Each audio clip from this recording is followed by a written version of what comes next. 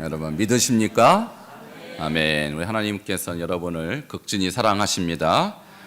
오늘도 여러분에게 말씀을 통하여 귀한 진리를 깨닫게 하시기를 주의 이름으로 축원합니다. 오늘은 집에서 떡을 떼는 예배라는 제목으로 말씀을 드리겠습니다. 함께 따라 하시겠습니다. 집에서 떡을 떼는 예배. 아니, 저런 예배가 다 있나? 라는 분들도 있을 줄 아는데 있습니다. 지금 우리가 로마서 말씀을 중심으로 올해 우리 표에 따라서 우리 자신을 하나님이 기뻐하시는 거룩한 산 제물로 드리는 그 예배가 무엇인가에 대해서 쭉 말씀을 드리고 있습니다. 지난주는 그래서 찬송의 제사와 선행의 제사에서 하나님은 찬송의 제사뿐만 아니라 우리의 삶 가운데 드려지는 선행도 예배로 받으신다라는 주제로 말씀을 드렸습니다. 기억나시죠? 한 줄밖에 안 지났습니다. 히브리서 13장 16절 함께 복습하겠습니다. 시작. 오직 선을 행함과 서로 나눠 주기를 잊지 말라. 하나님은 이 같은 제사를 기뻐하시느니라. 히브리서 13장 16절 말씀. 아멘. 주일날 아무리 은혜를 받아도 이 본문 핵심 구절을 계속 읊조리고 복습하지 않으면 이 자리에 오면 일주일 만에 70%가 날아가요. 여러분의 의지와 상관없이. 그는 교육학자들이 연구 결과입니다. 아무리 여러분이 오늘 이 시간에 은혜 조금 많이 받아도 여러분의 두뇌의 한계가 그렇게밖에 안 돼요. 그러니까 들은 말씀 잊어버리지 않도록 계속 하가를 하시기를 축원합니다. 오늘 말씀은요, 예배에 있어서 하나님께서 우리에게 두 날개와 같은 예배를 허락하시는데, 하나는 성전 예배예요. 성전 예배고, 또 하나는 가정에서 드리는 가정 예배를 하나님은 예배의 두 축, 두 날개로 우리에게 가르쳐 주고 계세요. 여러분, 교회 역사상 가장 위대했던 교회, 가장 아름다운 교회는 초대교회입니다. 지금 21세기를 살고 있는 우리가 아무리 역사를 뒤져도 성경에 나와 있는 이 초대교회만큼 완전한 교회는 없었어요. 그러니까 우리가 하나님이 기뻐하시는 거룩한 산 제물로 드리려면 누구를 따라가야 하느냐? 초대교회를 따라가시기를 바랍니다. 이 교회를 우리가 오늘 또 배우려고 하는데요, 이분들은 어떻게 예배했는가, 그 모델을 보려고 합니다. 먼저 초대교회 성도님들이 예배했던 장소가 두 군데가 있어요. 하나는 여러분 너무나도 당연스럽게 생각하는 곳이 바로 성전이죠. 성전. 근데 성전뿐만이 아닙니다. 그들은 돌아가서 집에서도 예배 드렸어요. 이 두 예배 장소가 오늘날 여러분에게도 회복돼야 하는 것입니다. 본문 말씀으로 다시 돌아갈게요. 2장 46절. 과연 초대교회는 어떠한 예배를 드렸을까요? 함께 읽겠습니다. 시작. 날마다 마음을 같이하여 성전에 모이기를 힘쓰고 집에서 떡을 떼며 기쁨과 순전한 마음으로 음식을 먹고. 아멘. 날마다 마음을 같이하여 어디에 모이기를 힘썼습니까? 성전. 당연하죠. 그 당시에 유대인들은 성전에서 매일 제사를 드리고 하루에 3번씩 기도를 했습니다. 우리 예수를 영접한 그리스도의 제자들도 날마다 그렇게 했다라는 거예요. 두 번째는 그 은혜를 가지고 집으로 그대로 이어져 갔다라는 거예요. 오늘날 예배와 초대교회 예배가 틀린 것은 초대교회는 성전의 충만함, 성전의 그 감동을 집에서 계속해서 재생시켰다라는 거예요. 근데 우리는 그렇지 못해요. 저도 이 마음의 양심을 딱 이렇게 손을 얹고, 여러분도 자 한번 양심에 손을 얹어 보세요. 지금 양심이 여러분에게 뭐라고 말하는지 찔리시죠? 찔리셔야 돼. 이때 집으로 가서 예배가 이어져야 돼요. 아멘이십니까? 그것이 초대교회를 위대하게 만든 비결이에요. 말씀드렸잖아요. 여러분이 아무리 은혜를 받아도 일주일 지나면 70%를 망각해요. 한 달 지나면 80%를 망각해요. 1년 지나면 아무것도 안 남아요. 그러니까 은혜를 받았어도 은혜를 유지하는 방법을 모르기 때문에 우리의 신앙이 잘 성장하지 않는 것입니다. 여러분의 신앙이 성장하려면 가정에서도 예배를 드리시기를 바랍니다. 그게 초대교회가 우리에게 가르쳐주고 있는 영적 성장의 비결이에요. 그러면 구체적으로 성전에서 어떤 예배를 드렸는지 조금 더 자세히 보도록 하겠습니다. 자, 성전 예배는 세 가지 예배의 요소가 있었습니다. 처음에는 정시 기도라는 것이 있어요. 오전 9시, 정오, 오후 3시. 그래서 사도 베드로와 요한이 성전에 기도하러 올라갈 때 나면서부터 걷지 못한 사람을 만납니다. 그 기도하는 시간, 그 시간이 바로 정오예요, 정오. 그리고 베드로가 환상을 봅니다. 위에서부터 보자기가 내려와서 먹으라. 그 기도 시간도 역시 정시 기도 시간이었어요. 우리는 유대인이 아니기 때문에 하루에 3번 정시 기도 시간이 없죠. 그러나 한국 교회에 주신 정시 기도는 몇 시일까요? 몇 시요?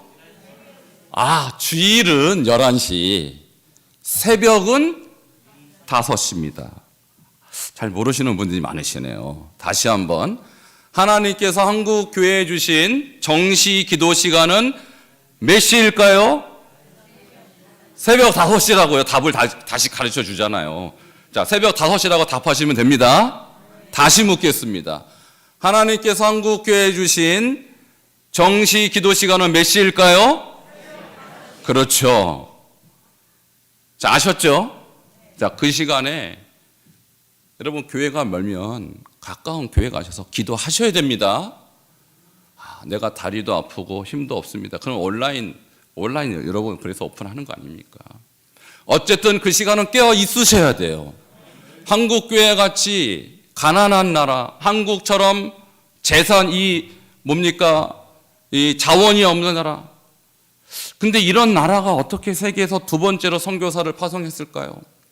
어떻게 이런 작은 나라가 불과 50년 전만 해도 세계에서 최부인국인 나라가 어떻게 지금 세계 10대 경제 대국이 됐을까요?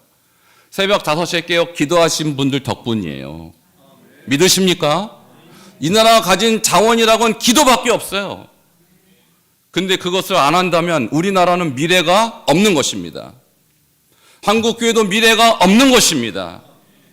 기도 외에는 이런 유가 나갈 수가 없는 거예요.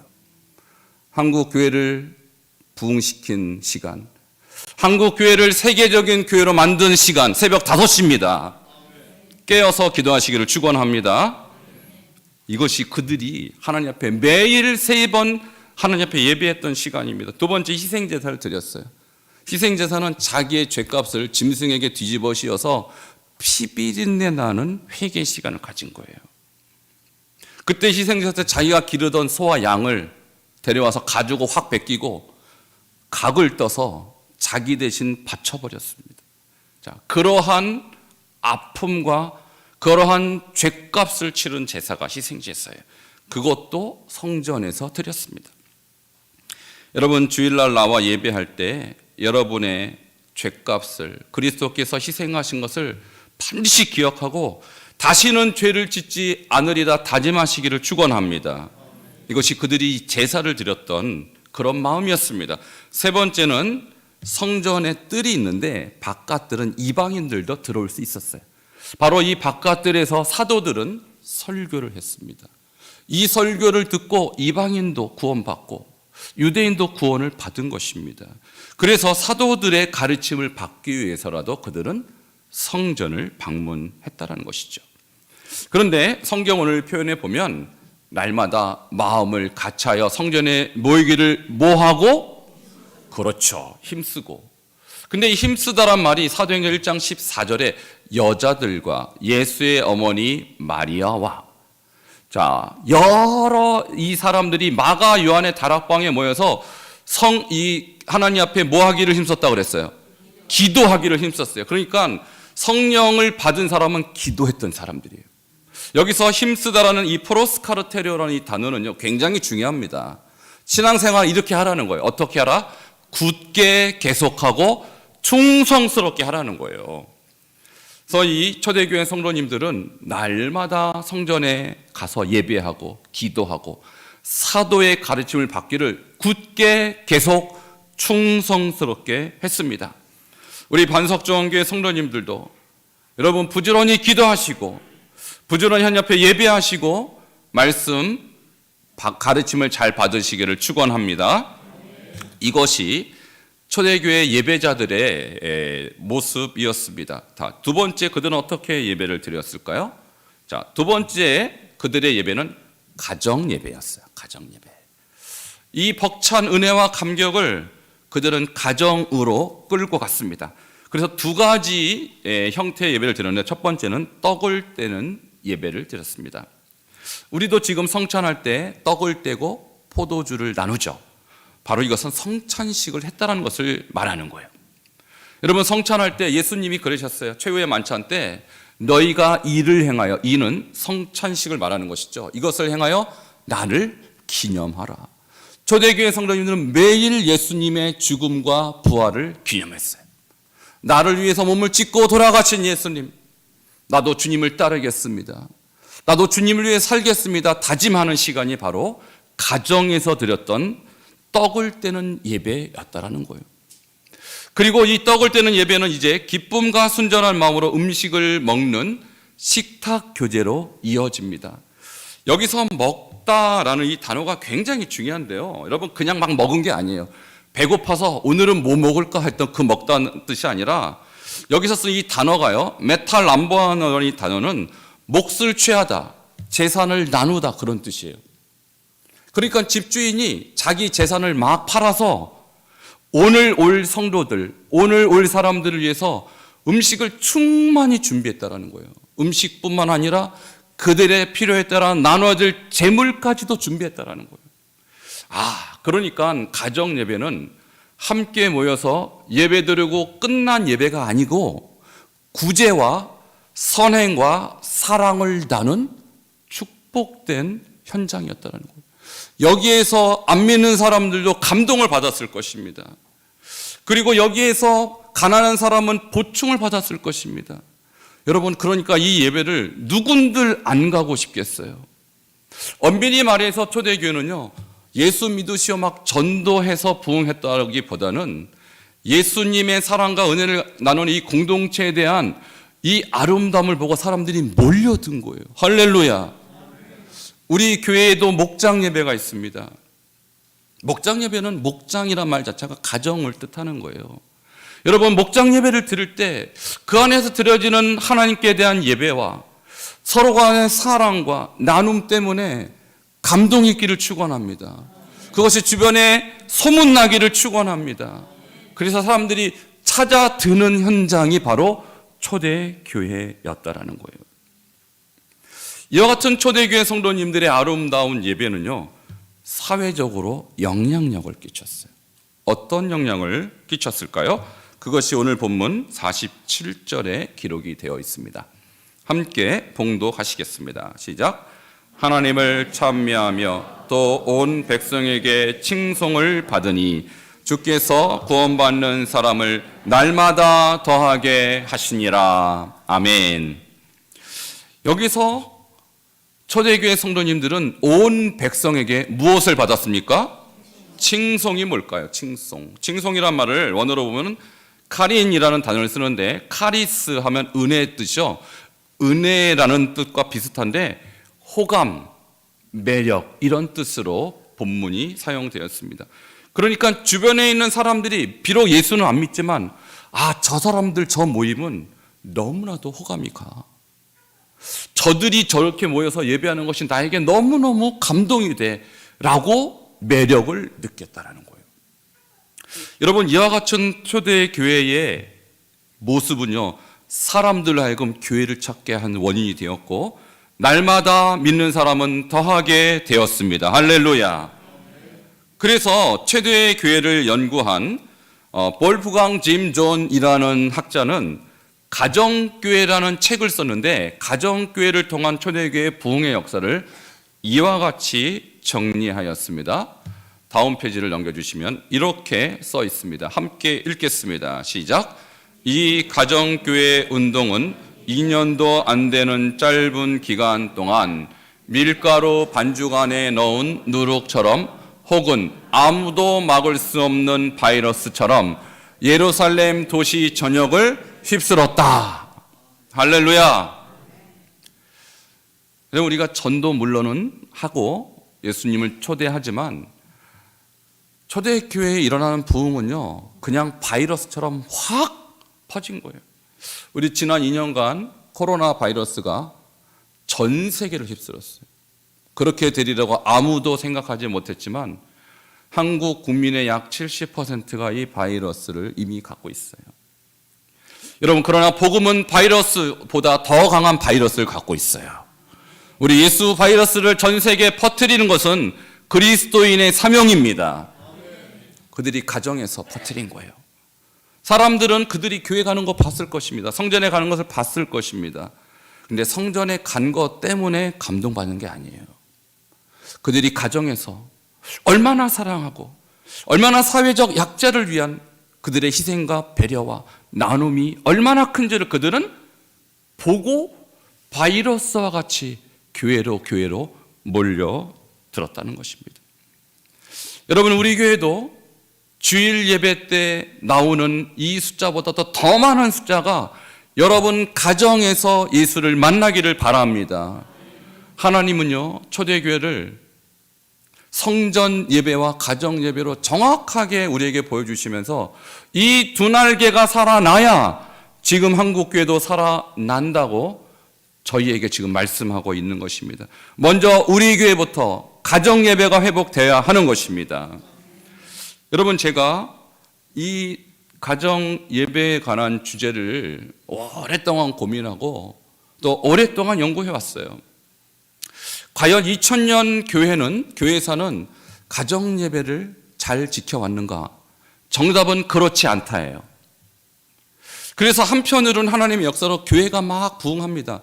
근데 시간이 지나면 교회의 부흥이 다시 쇠퇴해요. 그리고 또 다른 곳에서 또 교회가 부흥하는데 성령이 우리에게 역사는 하지만 유지하는 방법을 교회는 몰라요. 근데 성령의 역사를 유지하는 방법은 교회가 아니라 가정입니다. 가정에서 부모가 자녀와 함께 예배할 때 성령의 역사는 유지가 되는 것입니다. 성도들이 교회가 아닌 가정에서 목장 예배를 통하여 사랑을 나눌 때 그 사랑은, 그 은혜는 유지가 되는 것입니다. 엄밀히 말해서 주일 한 번의 예배로는 성령의 역사가 유지될 수 없습니다. 왜? 하나님은 24시간 존재하시는 분이시요, 성령의 역사도 일주일 내내 역사하는 분인데 교회에서만 은혜 받고 교회에서만 성령을 구하는 자가 어떻게 일주일 동안 그 은혜를 유지하겠어요? 여러분, 오늘 이 예배를 듣고 이 예배를 통해서 여러분 깨달으셨다면 여러분 돌아가셔서 가정에서 예배하십시오. 저는 혼자 사는데요. 혼자 산다고 예배 못 드립니까? 혼자서 예배 드리세요. 자녀들이 있다면 자녀와 함께 예배 드리세요. 자녀가 이미 다 컸는데요. 그럼 부부끼리 예배 드리세요. 왜 아멘을 안 하세요? 쑥스럽죠? 부부끼리 예배 드리려니까. 그래도 드리세요. 그래야 삽니다. 가정에서 예배가 사라진 교회는요, 교회 자체가 사라져버렸어요, 역사상. 오늘 이것은 굉장히 중요한 주제를 제가 말씀드리고 있습니다. 집에서 떡을 떼는 예배, 세 번째 주제를 말씀드립니다. 성전이 없었던 이방인 지역에서는 어떻게 예배 드렸을까요? 자, 바울이요, 아시아로 가려다가 성령의 감동으로 유럽으로 갑니다. 그리고 유럽으로 가니까 무슨 교회가 있겠어요? 예루살렘 외에는 성전이 없지 않겠습니까? 그런데 이방인 지역에서 그가 전도를 하고 부흥하고 교회가 막 세워진 것은요, 오직 가정을 통해서 이루어질 수 있었습니다. 자, 사도행전 16장 15절, 유럽 최초의 교회인 루디아가 세운 빌립보 가정교회에 대한 이야기입니다. 함께 15절 읽겠습니다. 시작. 그와 그 집이 다 세례를 받고 우리에게 청하여 이르되 만일 나를 주 믿는 자로 알거든 내 집에 들어와 유하라 하고 강권하여 머물게 하니라. 아멘. 이제 바울이 첫 선교지에서 첫 대상자를 만납니다. 그것이 자주장사 루디아였습니다. 자주장사란 옷감에 자주빛깔 염색을 드리는 그런 일을 말합니다. 그러니까 굉장히 비싼 옷감이었고요. 귀족들만 입었어요. 그러니까 루디아는 돈 많은 비즈니스 우먼이었어요. 근데 그가 예수를 믿고 그 집이 다 세례를 받았어요. 할렐루야. 근데 집에 누가 있었을까요? 자녀들이 있었을 것입니다. 그리고 그는 자주 옷감 공장을 가지고 있었을 것입니다. 그러니까 빌립보서에 보면 많은 인물들이 나오는데 그 자주 공장에서 일했던 직공들의 이름이고 그들은 빌립보 교회 초대의 멤버들이 된 것입니다. 그야말로 그 집은요 한두 사람이 아니라 상당히 많은 수가 교회를 형성할 수 있게 된 것이죠. 여러분, 제가 최근에 가정들을 신방하면서 우리 가정들에게 이런 도전을 줬어요. 뭐 다는 아니지만 감동 주시는 대로 이제는 가정 예배를 드리시라고. 제가 말씀을 전하다 감동되면 그런 도전을 막 줬어요. 자, 왜 그랬냐면요, 더 이상은 여러분의 가정에서 예배가 회복되지 않으면 여러분, 우리 다음 세대는 소망이 없어요. 우리가 얼마나 다음 세대 합니까? 근데 그것을 교회 담임 목사 해결할 줄로 여러분 믿습니까? 아멘 안 하시는 거 보니까 분위기를 파악하고 계시네요. 죄송합니다만 저는 여러분의 자녀들 인생 책임 못 집니다. 분명하게 말씀드렸어요. 누가 책임져야 될까요? 그렇죠. 자, 손을 들고, 자, 내가 세게 치세요.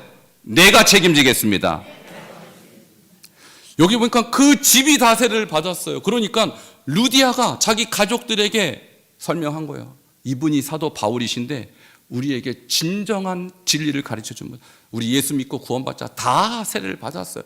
그러니까 가정의 리더가 깨어 있어야 되는 것입니다. 그러니까 그 집이 다 구원받고 유럽 최초의 교회가 된 거예요. 저는 여러분의 가정의 교회 되길 바랍니다. 가정에서 예배가 없다, 그럼 여러분 신앙생활 반쪽도 안 하는 거예요. 교회 아무리 100번을 나와도 가정에서 예배가 없다면 날개를 반쪽을 잃어버린 것과 마찬가지입니다. 여러분, 새를 보십시오. 독수리는요 창공 10km까지 올라가요. 가끔가다 비행기하고 부딪히는 일이 가끔 있어요. 창공 10km. 여러분, 말이 됩니까? 근데 그 독수리가 날개를 하나 잃었다고 생각해 보십시오. 5m도 못 날아요. 교회도 마찬가지입니다. 여러분, 신앙도 마찬가지입니다. 교회에서 하나님 옆에 예배하고 찬송하고 경배하는 것 당연히 하나님이 원하시고 기뻐하시지만 그 예배가 가정으로 가지 않으면 여러분 날개 잃은 새와 같게 되는 것입니다. 두 번째 예는요, 고린도 교회입니다. 같이 고린도전서 16장 19절, 누구의 집에 세워졌을까요? 함께 읽겠습니다. 시작. 아시아의 교회들이 너희에게 문안하고 아골라와 브리스가와 그 집에 있는 교회가 주 안에서 너희에게 간절히 문안하고. 아멘. 자, 아굴라와 브리스가는 바울의 동역자였고요. 이 사람들은 천막을 제조했던 사람들이에요. 그래서 천막을 만들어서 군용으로 납품했던, 이분들도 상당한 비즈니스 패밀리예요. 근데 그분들이 예수를 믿고 그 집이 교회가 되었습니다. 할렐루야. 그래서 아굴라와 브리스가가 가는 곳이 세 군데, 에베소, 고린도, 로마, 세 군데가 다 교회가 세워졌는데 누가 세웠을까요? 로마 교회도 브리스가와 아굴라의 집에서, 고린도 교회도 브리스가와 아굴라의 집에서, 에베소 교회도 저 부부의 집에서 세워졌어요. 그러니까 하나님은 지금도 하나님의 뜻에 자기 자신을 순종하고 자기 가정을 순종하는 사람을 찾고 계십니다. 초대교회가 사도 바울이라는 위대한 인물 한 사람 위해서 세워진 것이 아닙니다. 초대교회는 자기 가정을 오픈하고 가정을 하나님의 단으로 바친 숨겨져 있는 히어로, 알려지지 않은 영웅들에 의해서 세워진 교회라는 거예요. 여러분의 가정도 그렇게 되기를 바랍니다. 세 번째 예는요, 아주 들어보지 못한 무명의 인물입니다. 골로새 4장 15절 같이 읽겠습니다. 시작. 라오디게아에 있는 형제들과 눈바와 그 여자의 집에 있는 교회에 문안하고. 자, 눈바라는 여성이 자기 집을 교회로 헌신했다라는 거예요. 근데 눈바가 누구냐 모르겠어요. 여기에 딱 한 번 나오고 두 가지 사실입니다. 여성이라는 사실, 자기 집을 교회로 드렸다는 사실. 그 외에는 몰라요.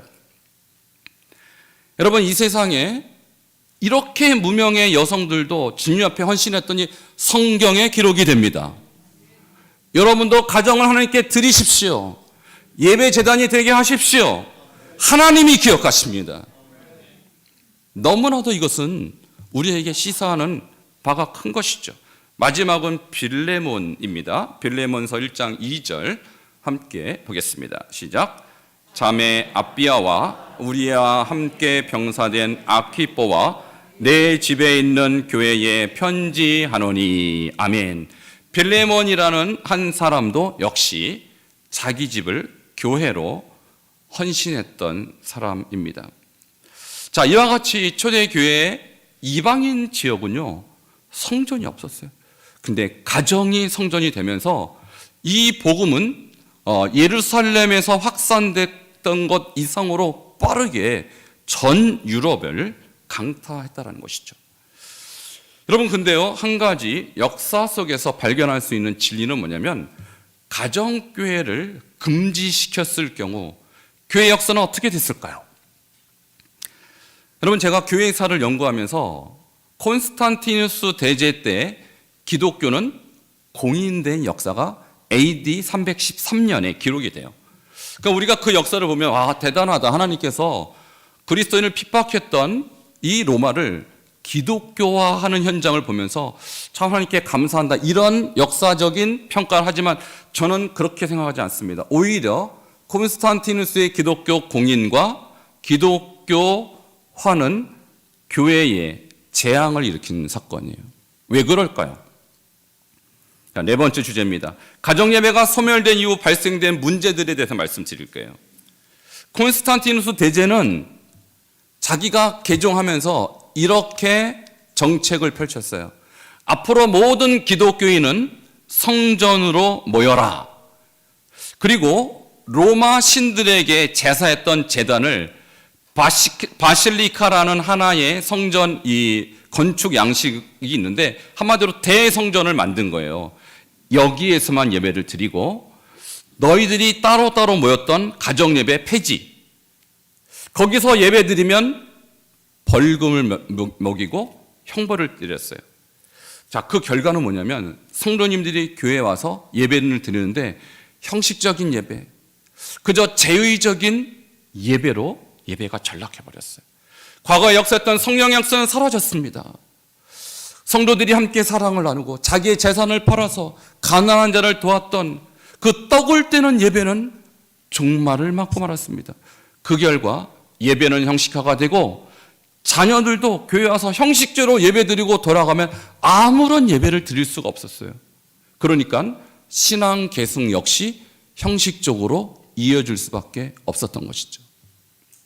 여러분, 이 모습은 오늘 교회도 똑같이 발생하고 있어요.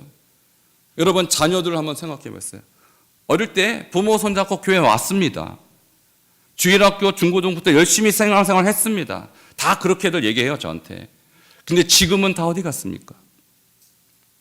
여러분, 이 문제는요, AD 313년 이후에 교회사에서 계속 반복된 문제예요. 성도들 가정에서 예배가 사라지는 한 다음 세대 신앙 계승은 불가능합니다. 왜? 신앙 계승은 목사가 시키는 게 아니라 부모가 시키는 거기 때문에. 저는 여러분께 도전합니다. 가정에서 예배하시기 바랍니다. 혼자라도 예배하세요.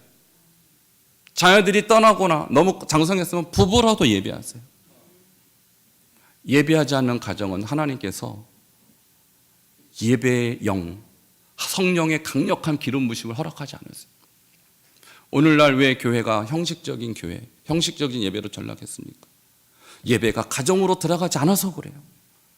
우리 교회는 가정 예배, 목장 예배가 회복되어서 모든 성도님들이 주일날 받은 그 은혜 그대로 가정에서 하나님을 찬양하고 경배하고 서로 사랑을 나누고 그것이 사람들에게 감동을 주는, 그래서 교회로 모이기보다 여러분의 가정으로 모이는 역사가 있기를 바랍니다. 그분들이 교회에 오셔야 진정한 그리스도인이 되는 것입니다. 말씀을 맺겠습니다. 초대교회는 성전 예배와 집에서 떡을 떼는 가정 예배를 드렸어요. 오늘날 실종된 떡을 떼는 이 가정 예배가 회복될 때 우리 교회는 다시 하나님 앞에 온전하게 드려지게 될 것입니다. 그리고 우리 교회는 살아나게 될 것이며 한국 교회도 살아나게 될 것입니다. 이 말씀에 순종하는 저와 여러분 되기를 주 이름으로 축원합니다.